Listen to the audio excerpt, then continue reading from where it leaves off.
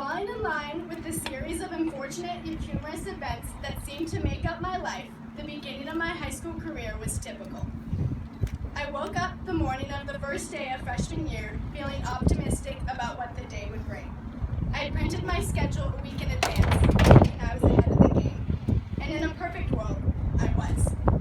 The counselors had sent out countless emails, making sure students checked and double-checked their schedules prior to the first day in case of changes. But clearly, I ignored such emails, being as a schedule change was the first problem I encountered. That was how I began my day, walking into Mr. Downing's AP Stat class to only look around and not recognize a single face. I didn't know much about where I was, but I did know that they all looked much older and much smarter than myself. After all, majority of them were seniors, and we all know seniors are the wisest of them all. I immediately knew this was not the correct class for me, and I slowly backed my way over to the teacher's desk. Mr. Downing reaffirmed my suspicions when he informed me I was in fact not in his class, nor even on his roll. He suggested I head on down to the counseling office to see what was up. The thing was, I didn't really know where that was, and I didn't really have an interest in finding out. The truth of the matter was, I was lost, and I refused to admit it.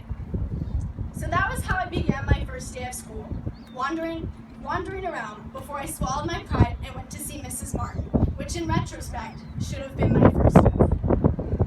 Looking back, I laugh. Little did I know that that first day of freshman year would be the first in a series of moments that would soon define my high school experience. I didn't have grades that were worthy of being pinned up on the fridge. I wasn't anything close to being the star of the track team or the cross-country team. I never aced a math test, and I never started a club. I didn't win any awards, and I never got any special nominations. That's because I was average.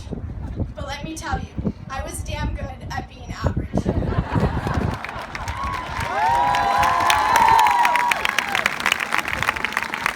I embrace average with an attitude like none other. In an era where being the best at school, sports, and art seems to be everything, I decided I wouldn't let my averageness keep me from enjoying what was supposed to be the best 4 years of my life.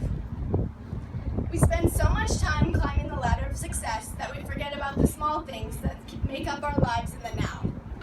After all, yesterday is gone and tomorrow hasn't arrived. We had 720 days in this place, and I vowed to embrace them all with a smile on my face. I found things that made me happy, and I channeled my energy into them. I had school spirit like none other. I begged my leadership friends to let me be in rallies with bribes that never succeeded.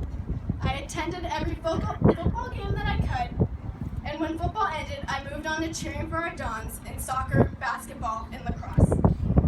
I joined countless clubs, including the Vegetarian Club, a club I really shouldn't have been in considering I eat meat.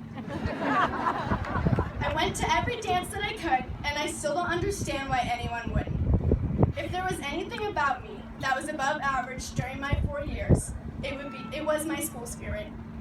Because even though there were a lot of things I didn't accomplish in high school, there were so many other things that I did. If I learned anything at all during my stay at Acalanes, it was learning to participate in the present. Tell yourself every day that today is the best day until eventually it is. And if every day is the best day, why waste it? I can honestly say that I never had a truly awful day at Acalanes. Sure, some days were definitely less fun than others, but with every negative comes two positives.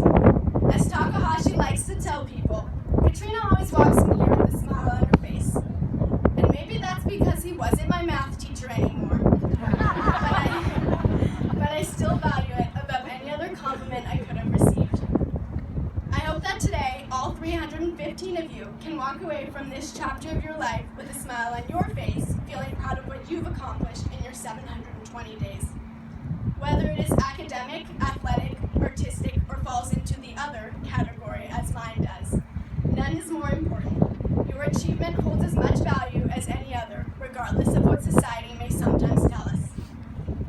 Today, the 720th day, is the day we have looked forward to, or dreaded, for weeks and weeks, so I hope you attack it with a smile on your face and truly take the time to enjoy it. This is your moment. You have earned it. Don't let it waste away in your hurry to reach the real world, because Happiness is not for another hour, but rather this hour. Plant a smile on your face and take a moment to thank your parents, guardians, siblings, grandparents, and friends. Pose for the family photos your mom wants and just enjoy it. But most importantly, acknowledge the teachers and staff who made all of this a reality. Thank them for their dedication and passion, something we all take for granted. We are truly fortunate to have had the opportunity to attend Acalanes, a place full of people who truly want to see us go far and wide. For all the separate journeys we are being released to discover, remember that life is made up of moments like these, so don't let them pass you by. As novelist Anita Bruckner once said, "Not everyone is born to fulfill a heroic goal. The only realistic ambition is to live in the present." And sometimes, quite often in fact, this is more than enough to keep one busy. You will all reach the top of your ladder. Don't speed through it. After all, someone will always be faster, smarter, and better than yourself. But as long as you're experiencing your now, as lost as you may be, you will always be the happiest and you always reach the top, no matter how average that may make you. Thank you.